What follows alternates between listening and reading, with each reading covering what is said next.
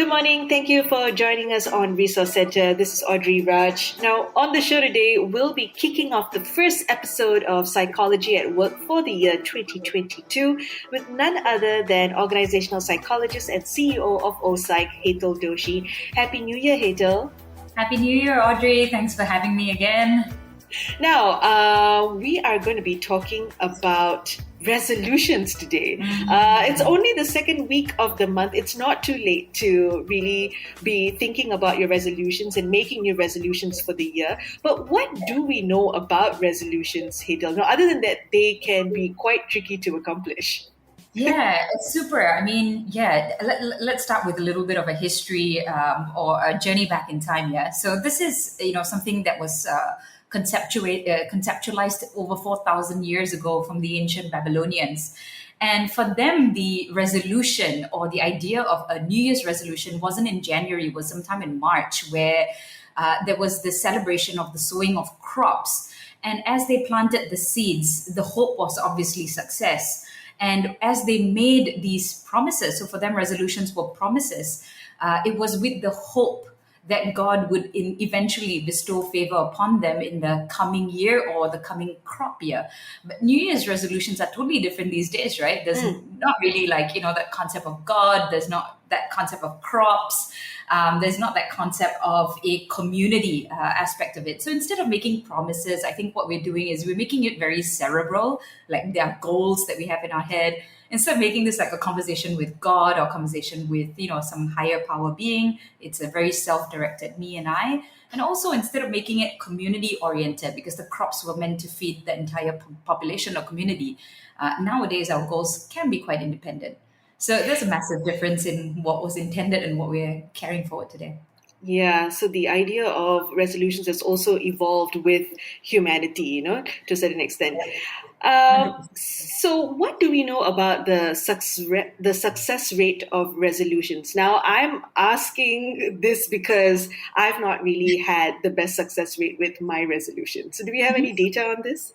Yeah, so interestingly, in 1972, 25% of resolutions were abandoned within 15 weeks. And just 20 years after that, there was a research done in about 20 years after 1972, the success rate was only that we had 25% of resolvers giving up within the first week. So 1970s, people giving up within 15 weeks. 20 years later, people giving up within a week. And Audrey, I'm not sure about both you and I, but the point of it is that the failure rate is extremely high and extremely quick. And so therefore, if something has a high failure rate and a speed of failure, then is that an idea that we should keep, fold? Should we hold it or should we fold it? Yeah, so what are resolutions really about then?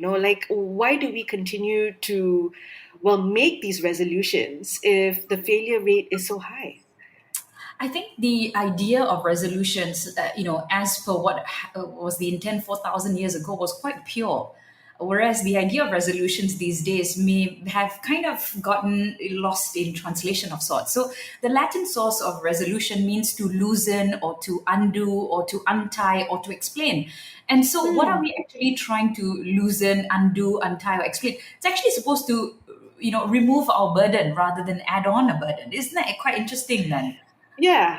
Yeah. Okay, so it's the complete opposite what we're doing today. It kind of is. And so, what is the resolution or what are we trying to let go of? And so when you think about it, like all of us, right, as human beings, we are all motivated by self-actualization. As Maslow boldly pronounced, if you plan on being anything less than what you're capable of being, you will be unhappy all of the days of your life. And that's what he has said. And so because we all want to be this somebody, unfortunately, as well, this is quote by Henry David, who says, the mass of men, meaning all of us over here, lead our lives in this quiet desperation where we're hoping to achieve, but we can't achieve. And so there is this suffering that we go through. And maybe the resolution is to figure a way out to reduce that suffering or to address that suffering rather than necessary creation of goals. So does that make sense? Kind of, but I'm still trying to grasp how we can make resolutions that allow us to let go. I mean, would you have any examples of how to do that? Yeah, I think a very simple example over here would be a lot of people would make a resolution of like quitting smoking, for example. Yeah, these are Mm, the top mm. five that would come up. You Okay, have okay. quitting smoking or drinking, losing weight, Losing weight. Mm, exercising more, self improvement, and better relationships. These are the top five. So a lot of people would say, okay, these are the goals that I want to create. But actually, what about if we deeply understood what was the fear that was involved in not being able to do that, or the suffering? So for example, people pick up smoking because they had some level of anxiety or some level mm, of peer pressure or some level of the need to be validated by the peer groups that they were in, and therefore they picked it up potentially. And so the idea of letting go would be to let go of that anxiety that was the first instance of when they picked up certain habits.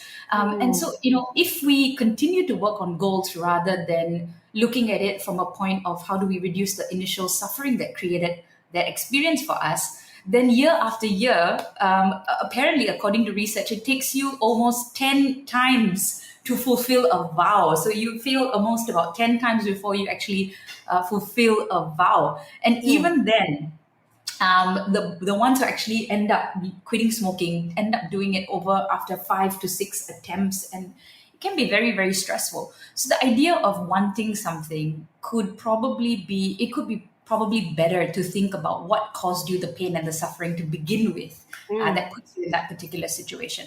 Same thing okay. with relationships and food and whatever not. If that makes Get to sense. the root of the problem, right? Exactly. So now, what would make a worthwhile or successful experience when it comes to, making these resolutions? So I guess, as human beings, we all want to, we have two lines in our life. One is called life and the other one is called death, right? And these are the permanent two lines that we have in our Hmm. life. So the first thing, I guess, wouldn't be to set a goal. Before we set goals, we have something called pre-contemplation. So don't create a goal until you've contemplated on life and death and everything in between. I know it's very existential, but I am an existentialist. I think we all should be because we are, living this life. So the first question would be, who do we want to be, and therefore, what do we really, really want? Coming back to the Spice Girls analogy, who do we really want to be, and therefore, what do we really want? So it comes from a place of identity. Who am I, and what do I really, really want? I think a very important question that would make it successful is, who am I doing this for? Am I doing this for social media? Am I doing this for Instagram? Am I doing this for Mm, my mom, my dad? Who am I actually doing this for? In the past, it used to be a conversation with God, for example, and therefore we'll be having that for God. Who are we doing this for? And before, I guess, the next most important thing, once we decide who do we want to be, what do we really want, who are we doing this for? What is the suffering that we are willing to go through, or the fear mm, that we want to conquer in this process rather than the goal itself? So instead of giving up smoking, what is the suffering that we are enduring? Probably, a lot of people say that cigarettes could be their best friends, for example, right?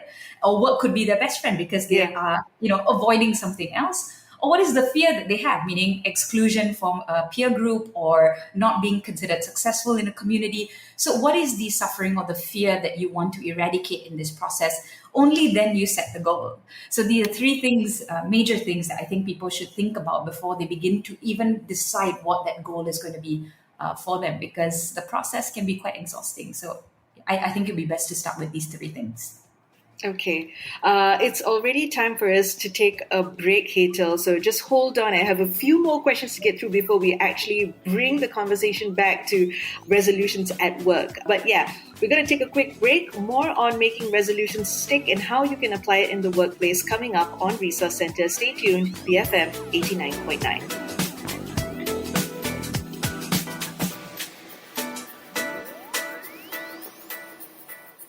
Benchmark for managers. BFM 89.9.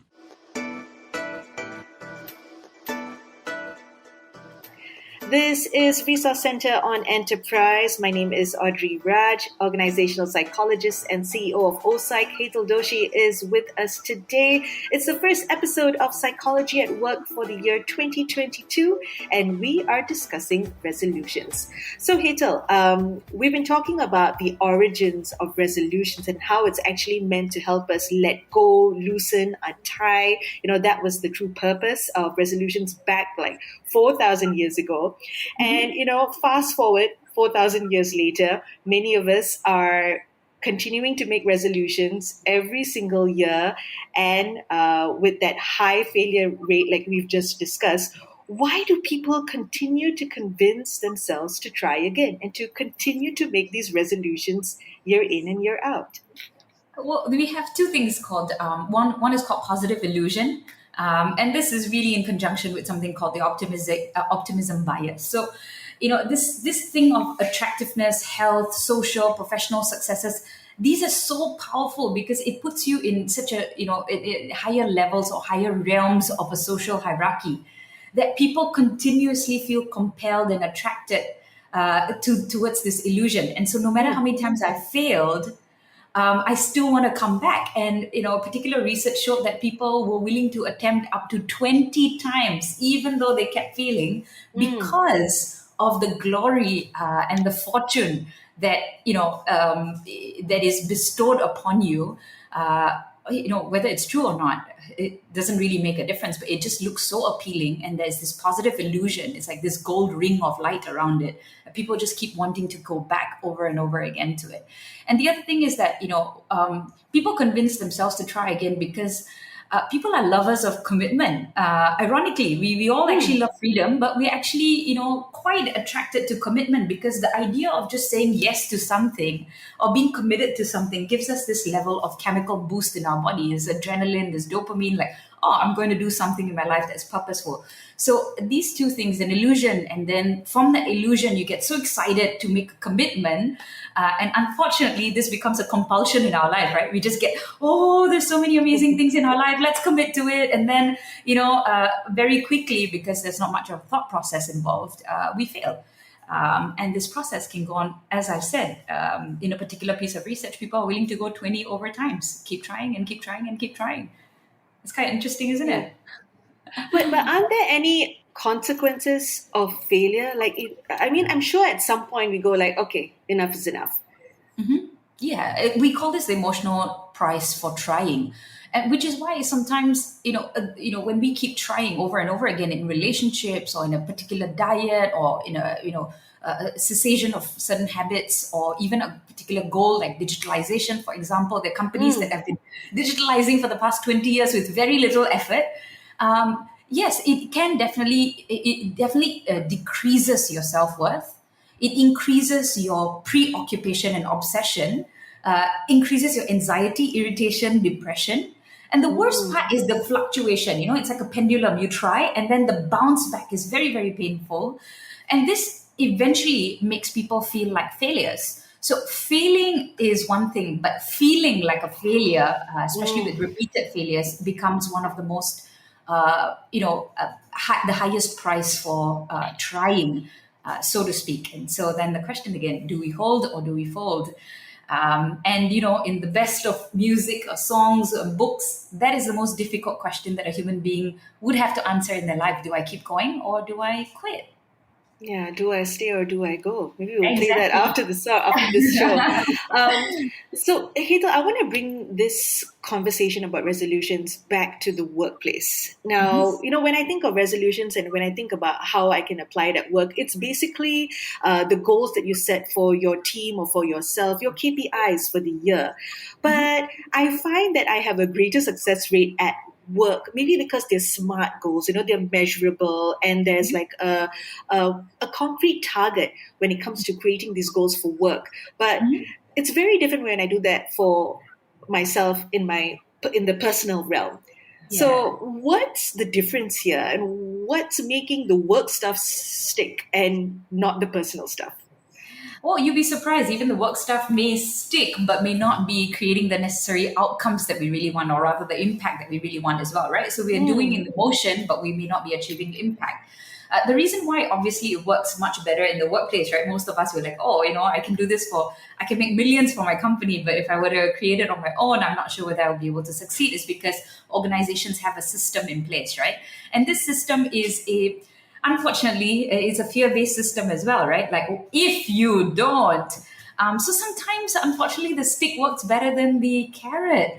But yeah, there is a system in place, and that system is quite cyclical, right? Everybody knows that there's a year-on-year or at least a quarterly cyclical movement of sorts to take us in a particular position. So let's think a little bit about it. Yeah. So what really works in an organization, or what really works the most, is cycles. So think about it, like, our moms gave birth to us because there was a cycle in her body. The moon gives up, its cycle to the sun.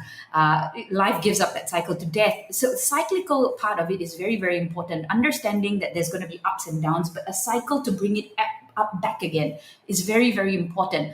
So cycles can be twofold. So one we call it a compulsive cycle, meaning these patterns are quite toxic, and these patterns don't really bring us anywhere. So I think one of the most important things is to take people through cycles or processes that are actually conscious, and you can actually see that progress as well.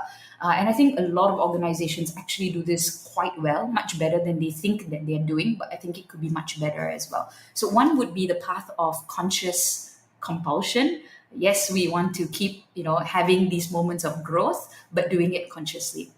The second thing I think would be very important would be the path of least effort. Yeah. So what you're saying is that, at home, it's a lot of effort.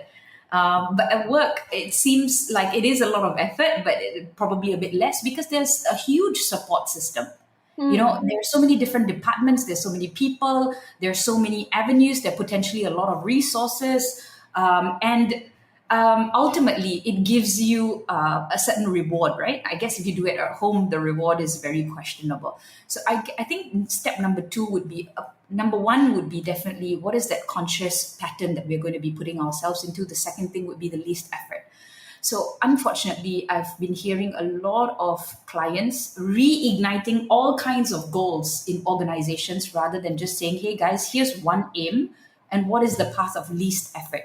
I think the part of least effort is the most exciting thing that human beings can embark on for the rest of their lives. I mean, sitting down and inviting great things to you rather than working super hard is quite a miraculous process. Let's just give you an example. The other day, a friend of mine was saying that she wanted to borrow somebody's car.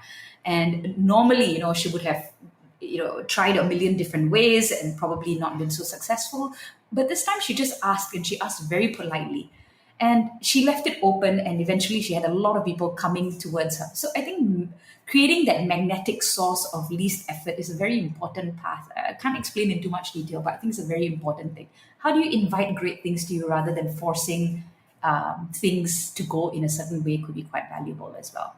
A couple of other things that I think are very important would be chemical-based motivation. I know this sounds horrible, but it is the most important thing. Yeah, human beings can be super easily, for lack of a better word, manipulated. For a better word, motivated. Yeah, manipulation or motivation.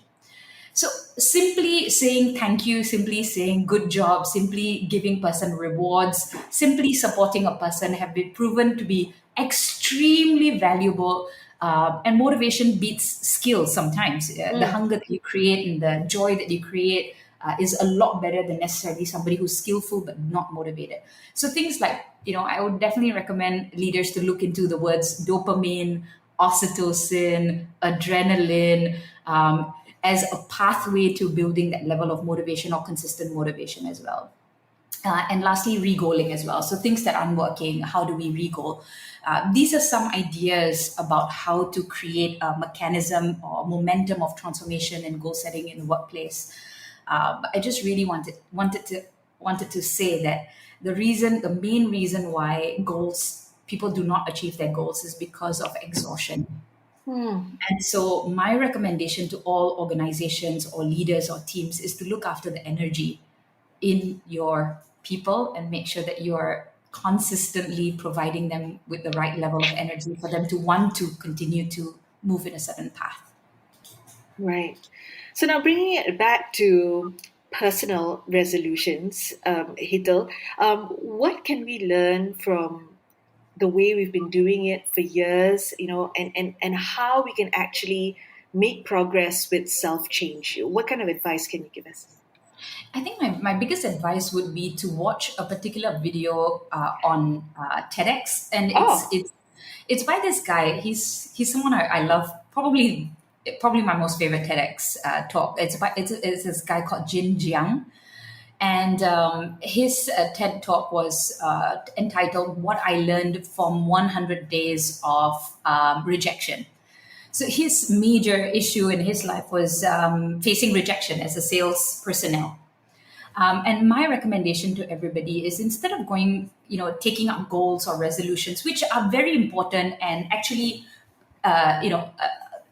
all research points to the fact that people who have goals are far more successful and far more joyful than people who don't have goals. So these are very important things. But what I love about what Jin Jiang has done is that he has not only taken a stance of a goal, but actually experimented with 100 days of introspecting on what it takes to achieve a particular goal, how he feels, what are things that he has learned, what are things that he would recommend to other people, what are things that he would never do again.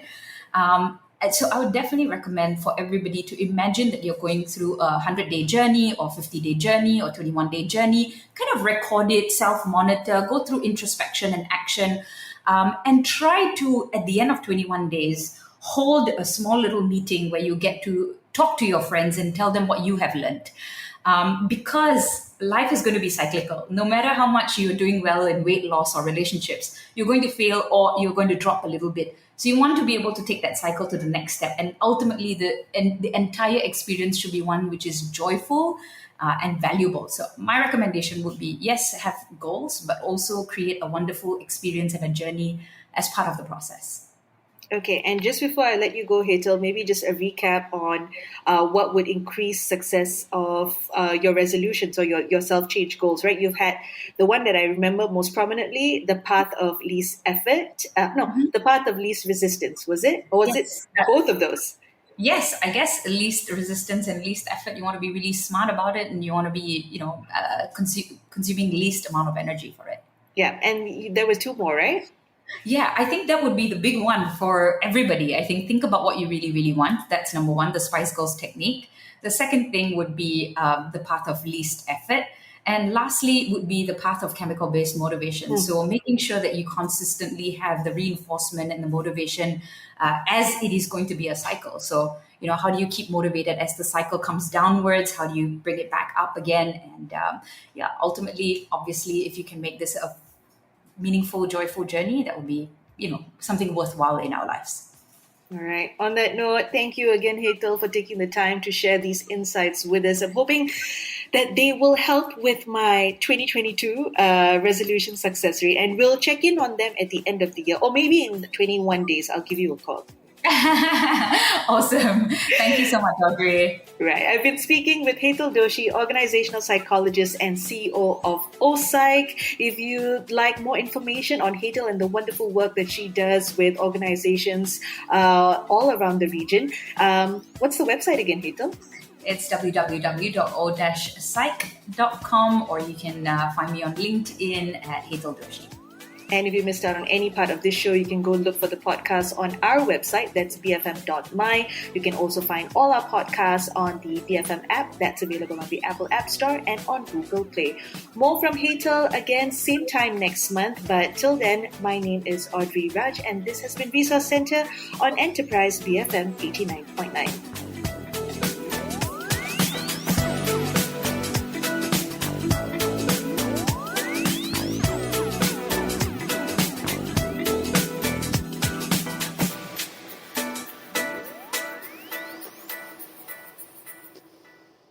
Thank you for listening to this podcast.